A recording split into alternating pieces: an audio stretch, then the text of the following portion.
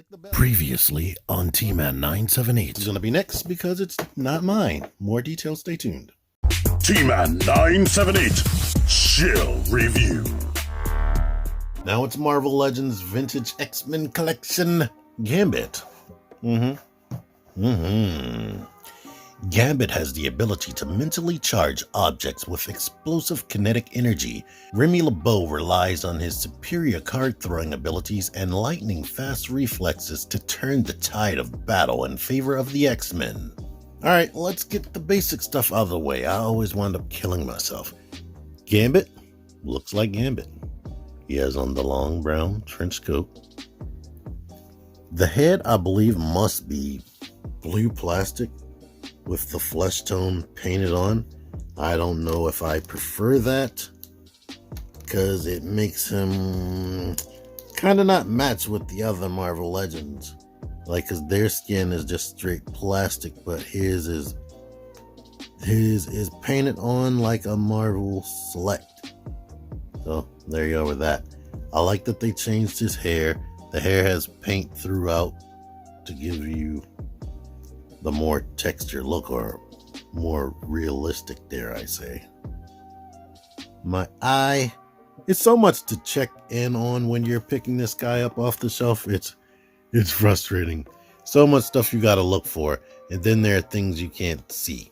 Like under here, I like that this is pretty much representative of what Gambit looked like in war. It looks like this deco does not go all the way to the back of this collar piece, but it doesn't matter since you'll never take this off. You're capable of taking it off, but he still has the sleeves of his coat on his arm that you can't take off.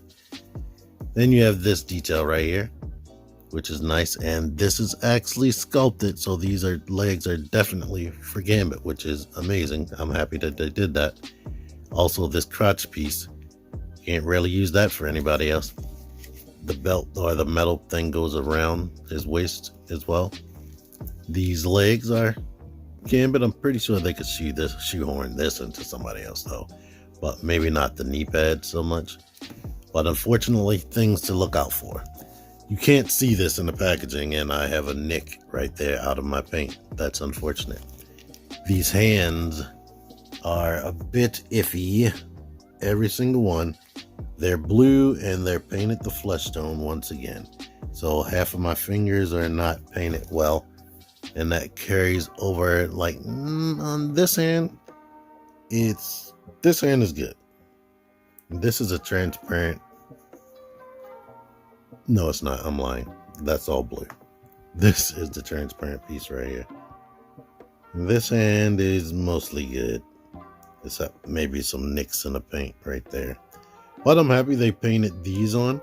I think on the original release or the Build-A-Figure release, I forgot which figure it was, they didn't paint those details in. They also painted the details on this. And yeah, so the main thing you have to look out for is the hands and the face paint, since you can't see any of this until you open it. And that's a lot of stuff to be looking for if you want perfection. He comes with his bow staff right here. I was trying to look up what the heck this staff is made out of, because I know he can charge it up, slam it, and discharge all the energy and whatnot. So I imagine that it's made out of some type of hard metal. I was wondering if it was vibranium, because that would make sense. But Google was aggravating the crap out of me trying to find that. But he can hold it nicely in this hand. But unfortunately, he can't hold it nicely in this hand. It's a loose ass grip. And why that's unfortunate? Because all of his display optional hands are for the left hand. This one has no articulation at the wrist besides swiveling. But he can get into some throwing poses. And while you're doing that, you might want him to be holding this. But it's so loose, it's just freaking frustrating, and probably a fallout while you're doing that. But I like that effect. Fun fact, when I did that, the bow staff flew across the room. Then there's this gesture hand. I like that. you can put his fingers like this, and they give you an individual card that you can stick into the hand right there. And you can rotate it depending on your picture you're taking so that the spade detail will be on the front. But this hand does have the up and down motion right there, so that's cool. But yeah, or because they do have the little wrinkled up fingers down there, or bent up fingers, you can put it like this, and you can like loosely grab this right there like that. So that's cool. Maybe you can go the extra mile and still have the card hanging out while he's holding it. Now with all that out of the way, articulation. You can look down completely. You can look really high up, which is really cool.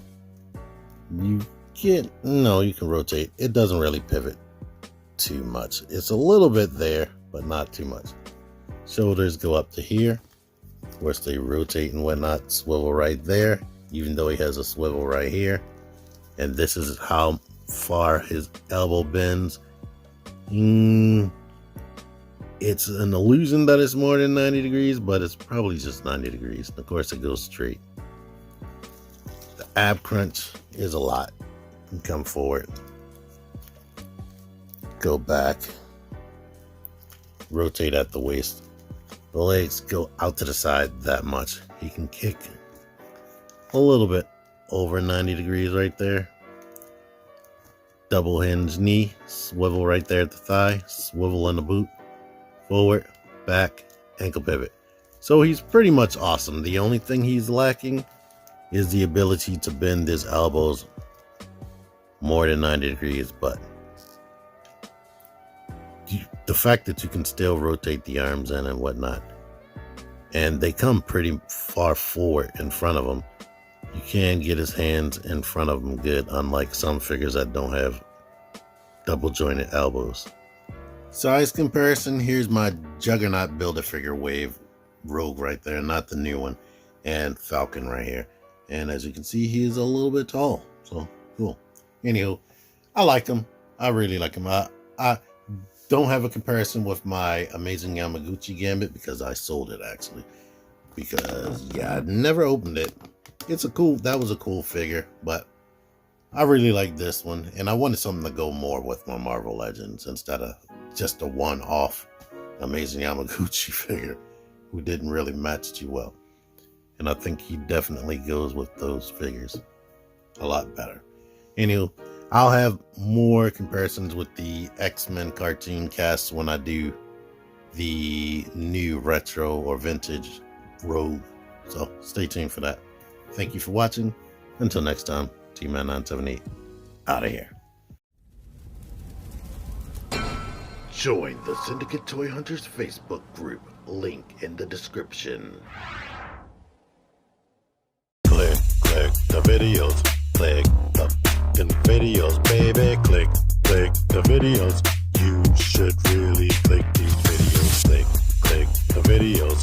Click those videos, baby. Click the videos.